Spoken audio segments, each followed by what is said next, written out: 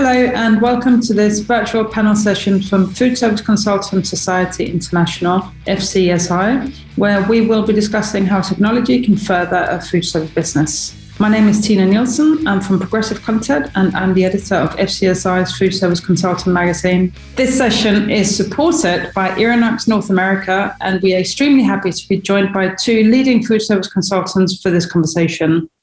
I'd now like to ask each of the panelists to introduce themselves and tell us a little bit about their areas of expertise and experience. Christine, can we start with you, please? My name is Christine Gurtler. I'm the design director at Doland Beer. We are a food service consultant based in New York City, but we do work all over the country and a little bit internationally as well. We do a range of hospitality projects, corporate, universities, healthcare. So we get a chance to touch a lot of different market segments. Andrey, Teleguz, principal and owner of Scopos Hospitality Group. We are based outside of Philadelphia, small town of Ephrata, Pennsylvania.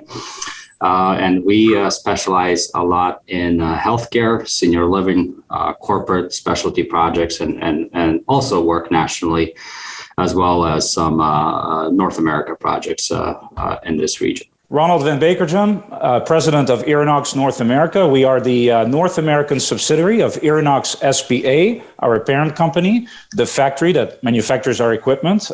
We've been in business now for close to actually 30 years globally, and as well as in North America. Our headquarter facility is situated in Miami, Florida, and the factory is located in beautiful Corbanese in the state of Treviso, Italy.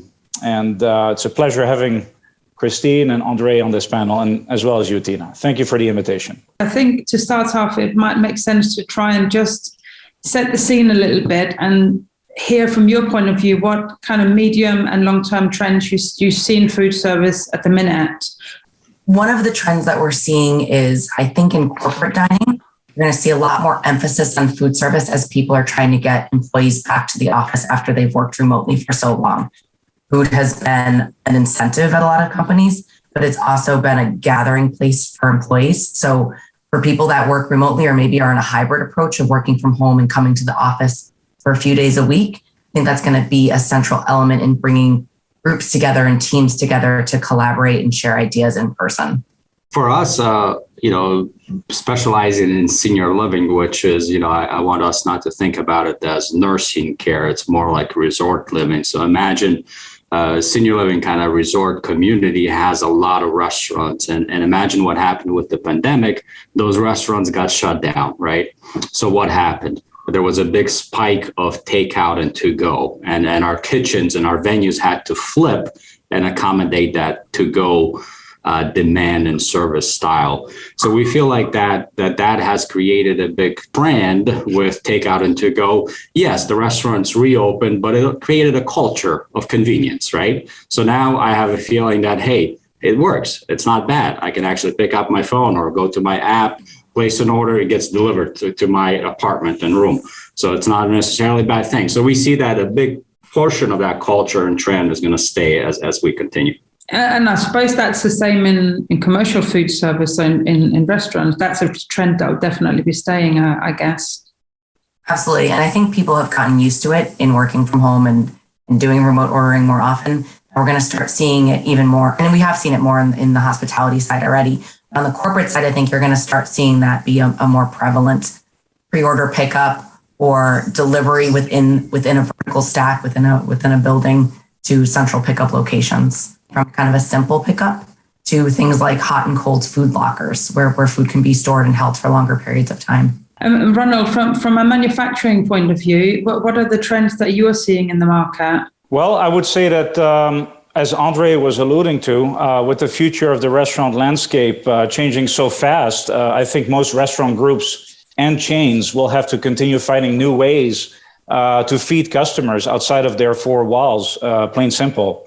And over the last year, I would say that a mass of traditionally dine-in restaurants have clearly pivoted to an online ordering, delivery, and takeout focus, as you know, a trend that I foresee to grow further in the next couple of years, for sure, as indoor dining simply remains limited in a lot of places. The online food delivery system is also becoming, I think, one of the fastest growing models for most businesses.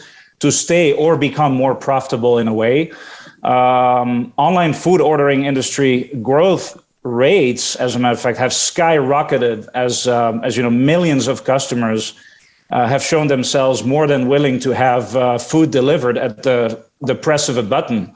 We can say. In fun facts to know, if you guys are not aware, in 2018, the online food delivery industry, as a matter of fact, was estimated at $82 billion in terms of gross revenue bookings, and is set to actually more than double, it looks like, by 2025. So definitely an area that I think everybody needs to capitalize on. And I would say that other medium long-term trends I've been seeing recently are related to the reconceptualization of several staple restaurant chains, really across the country, helping, you know, the as they call the park eat and go experience become just a lot more smoother, and the interior kitchen working format as well to provide better visibility for guests, you know, for a safe and trusted ordering experience. And so looking on the other side of the coin, what are the challenges that the sector is facing right now? Yeah, so the challenge is the kitchens were not set up for this type of a service model, right? So a lot of it was either set up and for kind of a la carte, server pickup. So the kitchens are not don't have that infrastructure for that bulk staging, packaging, pickup, we're processing those orders, but that's just one piece. But then the piece behind it with the, you know, Ronald's technology, right? Bulk production, portioning, blast chilling, anticipating that the spike of production, right? All of those things are a different model and a different kitchen that we used to design before. So to add to that, it's not just the way the kitchens are set up, but also that they're doing more, right? Like it used to be they'd have 100 seats. Now we have increased delivery, like Ronald mentioned, and also outdoor dining. In New York City, outdoor dining has doubled some restaurants, and the kitchen footprint has remained the same. And New Yorkers are dining outdoors, not just in the few months of the summer, but all year round now. We have heat lamps, and the demand on the kitchen is a year-round additional demand. And so they're doing a lot more out of the same size kitchen, which was already undersized. And so that's been a real challenge. How are they dealing with that? Some aren't. The ones who are smart are dealing with it by putting in more efficient equipment into the same footprint, things that can do more in a smaller footprint, like combi ovens and blast chillers, which take up a lot less space and can do a lot more in terms of production. And Ronald, what are the challenges you see? I mean, I imagine one of your challenges will be supply chain issues. That is one of them for sure, although it doesn't really affect us. Fortunately, so far we've been able to really plan well for this anticipated situation. But I want to stress out something because Andrey, both Christine and Andrey are making excellent points here. I believe that personally, that one of the most critical challenges we're seeing today, and this clearly, I think, is a fact for now almost every sector in the industry, is the tight labor market and overworked staff almost in every kitchen, putting even more emphasis on the need for extensive back of the house training.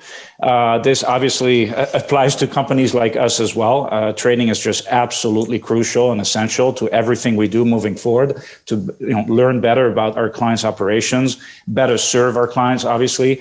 But you got to remember, losing the majority of your employees, again, talking about the pandemic, when a kitchen closure is announced and then ramping back up when you reopen is just extremely difficult, especially if your workforce, disappears for obvious reasons. They make a buck or two, elsewhere. It's just extremely challenging. Another immediate challenge, Tina, I think, is the proper setup of food quality and safety protocols in kitchens. I think that is, again, extremely important right now, with operating standards obviously changing 180 degrees during the pandemic. Space optimization, as Christine was alluding to, safe and efficient food preparation and handling procedures are going to be key for a potential path to success. Christine's point is interesting too in New York City with the outdoor dining spaces. I mean, I have customers in San Francisco that just never planned for this. that now have limited outdoor seating capabilities and really are struggling just with clientele, just unwilling to come in due to just the challenges that are now being presented. But this, for many entrepreneurs, is just a problem. Just consumers are still hesitant to go back to an indoor dining environment with or without vaccine. We're not going to talk about that today, but it's become the new habit, as you know, and this habit, unfortunately, will endure for a while, in my opinion, which in returns, again, sets the bar even higher for kitchen owners, okay?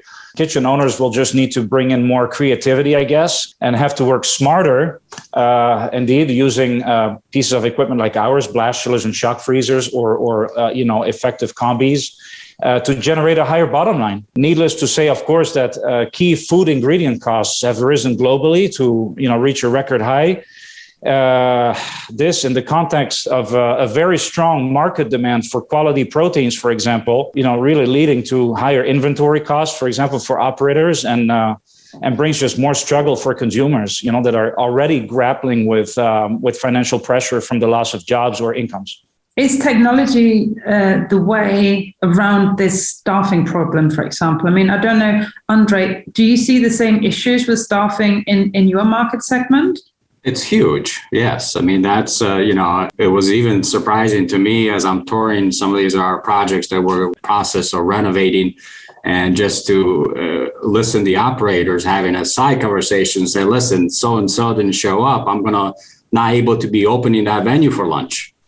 The struggle is real, and it's drastic. And these spaces are really trying to figure out how to stay open so they can provide that experience, service. And, we have to find that technology and solutions. And I think overall, the industry is perhaps just realizing that, the manufacturing industry. And if we were hesitant using that technology in the past, we want it all now, right? And I think we don't have enough of it. What do you think, Christine? Do you think technology is the imminent answer while we're waiting for more people to want to join the sector again? Absolutely. I think that's going to be one of the biggest factors in it. Obviously, there's a lot of factors involved in getting people wanting to come back to the food service industry. It's a tough industry to be in if you work in operations. It's not an easy industry. So I think technology not only can help with the labor shortages, but also make people's jobs easier and make them want to come back to the industry. I mean, I suppose, Ronald, you were saying that you have clients in San Francisco who never planned for outdoor dining. I suppose now anybody who's contemplating opening an operation now, they wouldn't do it without any plans for outdoor dining. That changes the work for all three of you in a way, that you're looking at kitchens and the design of a kitchen in a different way. Oh, 100%. And, so the way, and we kind of alluded in the previous discussion, is the whole flow and production and pickup points really change. Now, like Christine also noted, we're not just thinking about that connection to the dining room, right? We're thinking about that connection to the outdoor. We're thinking that connection for pickup to go. So it's almost maybe a pickup window, outdoor service, and restaurant. So now we have these three service points, and our kitchen has to all flow and kind of support that. So the layout is completely changed versus just thinking about, hey, I have a restaurant and that's it. Ronald, do you see that in existing operations that they're having to reconfigure? Absolutely, 100%. More people are realizing the importance, I think, of technology clearly, and how beneficial it can be for their kitchen operations. And I should say more than ever before. Dominant players in the restaurant and food catering industry specifically have already, as you know, taken up the challenge in order to reach more people, for example, and change how we produce and find our food, for example, through apps, robotics, data, and processing techniques. But I've also seen, Tina, a growing demand for programmable cook and chill systems. This is, I think, pretty much the hottest topic right now, I can say, honestly speaking, that have, smart capabilities, for instance, that can help adapt to the frequent changing needs of consumers. For consultants, I think that it is important to know all the hot and cold side technology options, for sure, that can help kitchens evolve successfully. Christine, from a consultant point of view, I mean, what is your advice to clients and how they respond to the consumers' changing behavior after the pandemic? It's hard to adapt. It's harder to adapt than to build that in on day one. So for our clients who are building spaces, it's absolutely about building in flexibility, not just in the back of house, but also in the front of house. When we're looking at corporate dining areas, we're designing them in a way that stations can flex, they can open and close in ways that don't make it feel empty. We're designing stations that can change from full service when we have the labor to self-service when we don't, building in that technology. So food cards that flip from full service and closed to self-service and open, displays that can convert from hot to cold. We're building in as much flexibility as we can in the front of house as well. Andrey, what is your advice to clients in terms of how they deal with that changing behavior? Yeah, I think that's probably the biggest challenge, is to anticipate what that volume is, right? Because like we were talking before, a restaurant, okay, I know how big the space is, how many seats I have in the restaurant, how many seats I have outside, but how can I project my online ordering, right? How can I project how much takeout I'm going to have? So that flexibility that Christine was talking about is very critical. And I do feel that technology, we have to have enough of that technology, that convertible technology, flippable, expandable. So we almost can dial at any time, hey, we got a spike of takeout orders today. There's a game or whatever, right? So we can flex and shift and pivot for that demand. Ronald, is that part of your areas of focus at Irinox? It's a little bit different. As you know, on the manufacturing side, we are obviously, again, in our case, for instance, we're trying to stay 100% focused on staying creative, obviously, and currently offering numerous monthly product and technical training seminars that are a great opportunity for our food service designers and operators as well to, again, discover the many capabilities of our systems. But I think, every other manufacturer probably has the same strategy in place. And what I can tell you, Tina, is that operators who joined these webinar sessions recently were able to gain a much better understanding of the contributions, for example, a company like Irinox has made to the global food service industry over the past decades. And, the thing is this, that a lot of operators, unfortunately, purchase equipment without totally understanding the machine's true value. So I think that creating, for example, virtual focus groups, I'm sure Christine and Andrey have heard that term before many times, creating these virtual focus groups, for clients and manufacturers, for example, are a great way to re-envision food service programs for businesses with all this, again, consumer behavioral change happening. Do you think in a kind of odd way, the pandemic has been an opportunity to accelerate innovation? Absolutely. Yeah. But what do you think, Christine? There must be many operators who never dreamt of doing outdoor dining, maybe because they couldn't or they weren't allowed to. But do you think it's made people think differently in what the possibilities are? Absolutely. I think when you are limited, it forces your hand to be creative. I've seen a lot of restaurants and cafes convert to be markets when they couldn't have any dining. They turned into really amazing take home and make this food. People that could pivot early on, I think did much better and fared much better throughout the pandemic than those who tried to stay with the same operating model. One thing we haven't really talked about is sustainability, but obviously that's a huge issue, and it was before the pandemic as well. How much does that factor in your work, Andrey? Very critical. And I think, previously LEED was big, but in our opinion, LEED was really concentrating about the building. There's new systems and approaches with like well-built, which we feel is more centralized about the people, the environments, the service in that building. So we're working on a lot of well-built buildings. We actually did the first senior living well-built certified building in the world here in Pennsylvania, which there was a really nice publication on that. And what we're looking at is trying to challenge and rethink waste, right? In the old kind of abundance world, pre-pandemic world, right? We were producing everything everything in bulk and shipping to different outlets, and really didn't think about too hard about what that waste factor was, especially in healthcare and senior living. And I think everybody's kind of rethinking that. And, we're pulling back and saying, hey, maybe we should be using blast technology. Maybe we shouldn't be sending stuff hot in the steam wells and then throwing away what's left over, right? Maybe we should be thinking about sous vide cooking more, right?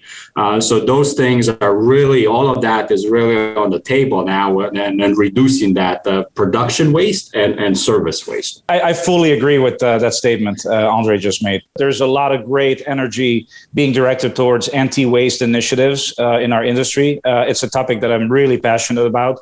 It's something that we put absolute 100% focus on at Irinox almost every single day on the job. I think that operators really need to calibrate production more effectively to avoid or drastically minimize food waste, which ultimately can really help their bottom line increase rapidly. But we got alarming figures in front of us. The food waste index estimates that around 931 million tons of food, and this actually is a source that I got from the FCSI magazine itself in a recent article, apparently goes to waste each year. And 26% of that reported waste apparently is coming from food service.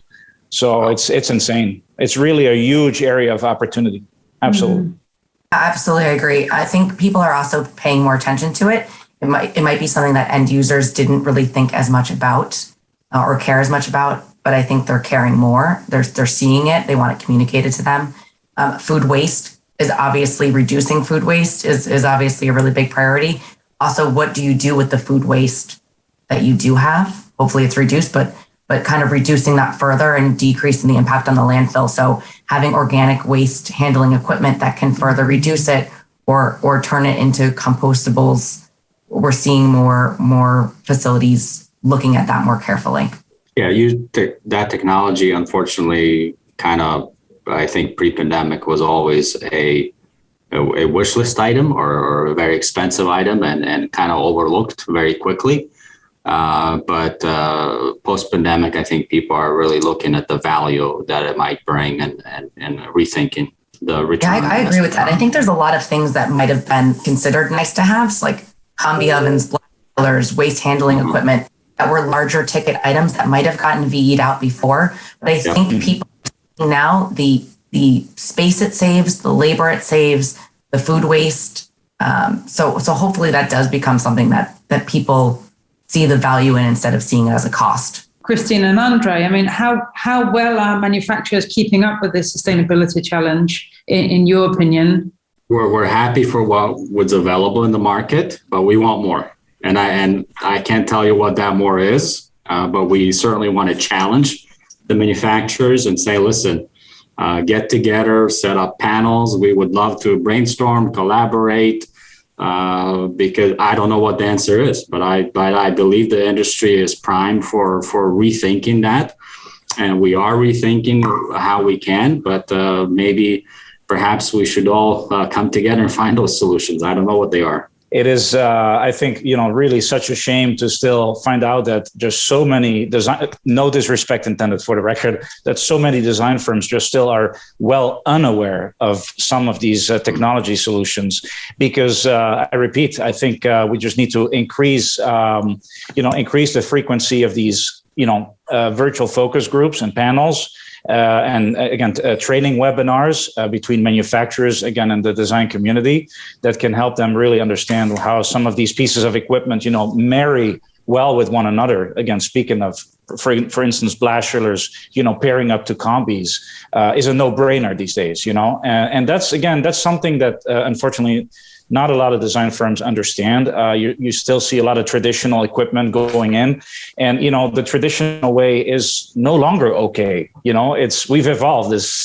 We're moving forward. This is now I think it's a new industry. We're promoting a thing called the kitchen of the future with 5-6 key pieces of equipment, again pairing up with each other to form a brand new system for the, let's say, or ideal kitchen system, and we're showing that throughout many demos. And we're inviting the design community to participate at these demonstrations, to contact us and really just provide their input as well. We spoke about trends right at the start of the conversation. And one of the things we didn't mention is ghost kitchens. How much do you see that as being remaining part of the food service scene in the future, Christine? I think it's absolutely something that's going to continue to develop and be more prominent. You have a kitchen that could be a lower rent space in a basement or somewhere where you don't have to pay as high of a rent of having a storefront. You can have several restaurants and operators operating out of that kitchen and provide things that are branded differently and the food is authentic, even though they're sharing equipment. I think that's going to be the path forward, especially as Ronald mentioned, at home delivery and takeout is skyrocketing.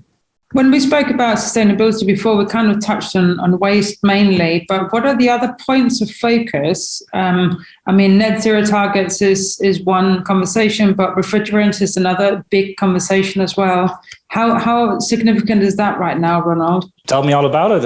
It's probably the number one topic right now of conversation for manufacturers. As I'm sure all of you or most of you are aware, the pandemic unfortunately has slowed down research and development efforts worldwide, with manufacturers, I would say, concentrating their efforts again on resolving supply chain disruptions instead, as Andrey was mentioning.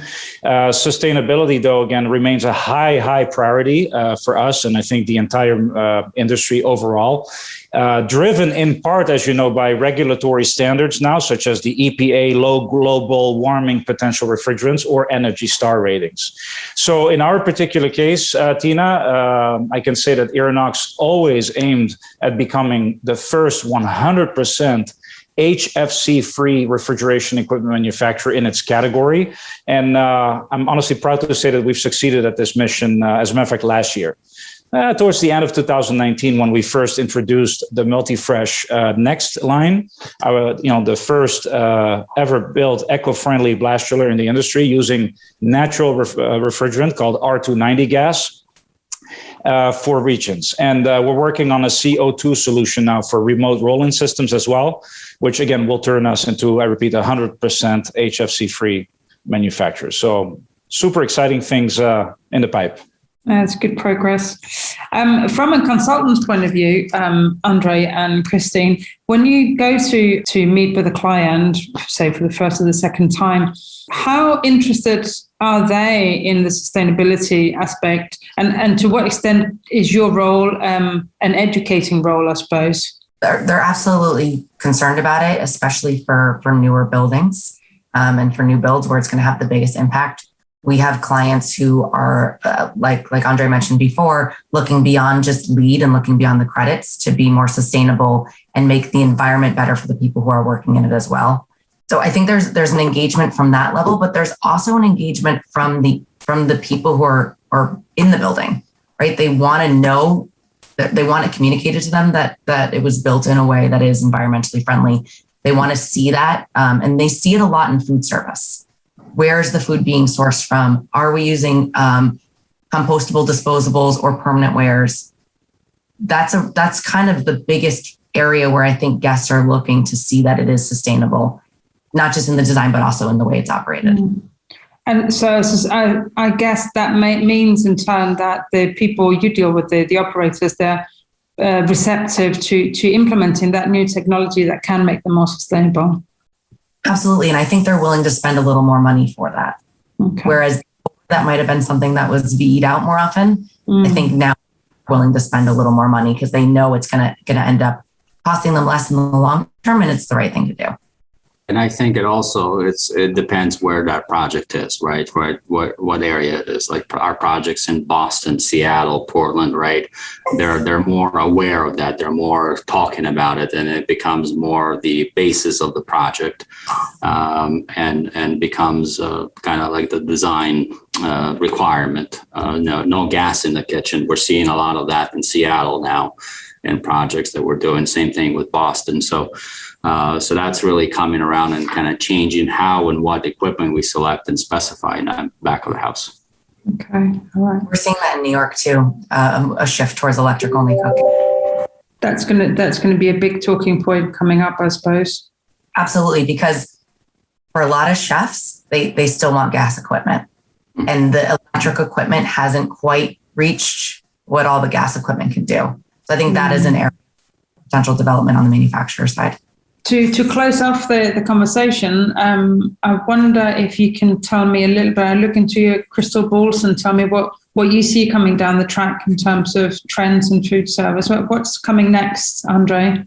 Well, for us, it's, believe it or not, it's robotics. It's what we are very aggressively looking for and implementing. We have at least a couple dozen projects where we have infused and injected and suggested and connected our clients with the robotic providing companies, and starting with like basic things like robotic servers. So we have at least a few dozen projects where we have robotic servers delivering the food from the kitchen to the table, and then also busing from the table to the dish room, and allowing that server in that dining room now cover a larger space and area of the dining room versus having 5 servers. Maybe now I can handle that with 3 servers, and it's working. It's successful, and we're seeing more of that technology, and we're hoping that maybe perhaps we'll see some of that technology in the back of the house, helping with the production as well. And there's some chains that are slowly coming up. Boston Spice, right? They don't have cooks. Everything is robotic cooks and the line. So I think we're going to see more and more adaptation like that. We're utilizing the robotic servers. We're happy with that, and we're hoping we can see more innovation down the line. Yeah, I think other ways that technology is going to replace labor, things like that. We're already seeing self-checkout kiosks. We're not seeing a lot of cashiers anymore. Seeing in hospitality a shift from servers to ordering directly from your phone. It's not entirely serverless. You still have somebody coming around and checking on you, but that's more of a hospitality moment. And those people can be more available to more people and be available where they're needed. We've gotten so used to ordering food from home on our phones and on our computers. I think you're going to start seeing that in corporate environments as well. I think there's going to be an uptick in pre-ordering from your phone and desktop, and then just going down and picking up from the servery or from centralized pickup points throughout the building. Convenience, is what it's called, I think. But probably three conclusion points here on my end. I think on the corporate side, Tina, we will see, I think, better strategic planning, team structure and training almost at every company level. Like I was mentioning earlier. And I think it's important to also realize that there will be a change, I think, in a lot of companies' mindsets and stronger focus on product education and corporate culture, which is extremely important for us at Irinox. Again, that will help shape the way how employees work with their clients. On the food service side, I would say that the industry is starting to shift towards much more efficient kitchen designs. Also known today, kitchen of the future is what we're seeing now. Some of the notable changes I see shaping the market, for example, is touchless ordering and payment systems, multifunction, again, combis and blast chillers as 2 central tools for almost every commercial kitchen, and the increase in drive-through and takeout for sure. So all in all, I think that the success formula for almost any operator here on Ford, Tina, will be to figure out how to do more with indeed less space and be able to offer a greater variety of menu items with faster service times and safer procedures. And technology sounds like it's going to be right at the center of that. Absolutely. Yeah. Okay. Which again, Andrey and Christine will continue specifying. Yeah. Well, Christine, Andrey, Ronald, thank you so much for taking part in this conversation. Thanks so much to Irinox North America for supporting this panel session. We appreciate your time.